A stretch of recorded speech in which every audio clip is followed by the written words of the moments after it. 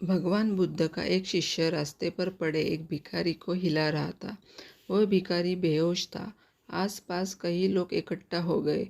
जब उसे थोड़ा होश आया तो बुद्ध के शिष्य ने उससे कहा, यहाँ पड़े पड़े जीवन खत्म हो जाएगा, तुम ऐसे ही मर जाओगे।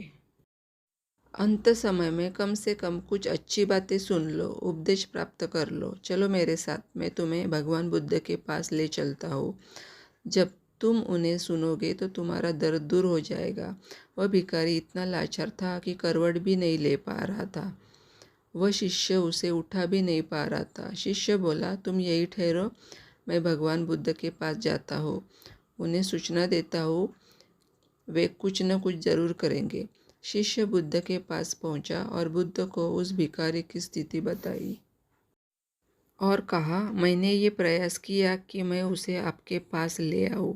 अंत समय में वह भी आपके उपदेश सुन ले, लेकिन वह लाचार है, यहाँ आ नहीं सकता। आप ही बताइए अब क्या किया जाए। बुद्ध ने कहा, करना क्या है, चलो हम ही उसके पास चलते हैं। बुद्ध वहाँ गए। आसपास कई लोग इकट्ठा हो गए थे।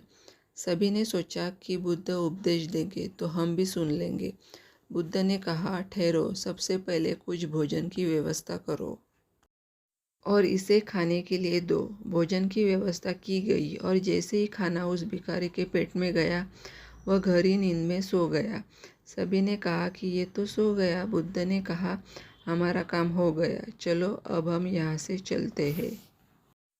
उस शिष्य ने और आसपास खड़े लोगों ने बुद्ध से कहा, कैसा मूर्ख है ये, खाना खाकर सो गया। अब यहाँ थे, इसने उपदेश भी नहीं लिया।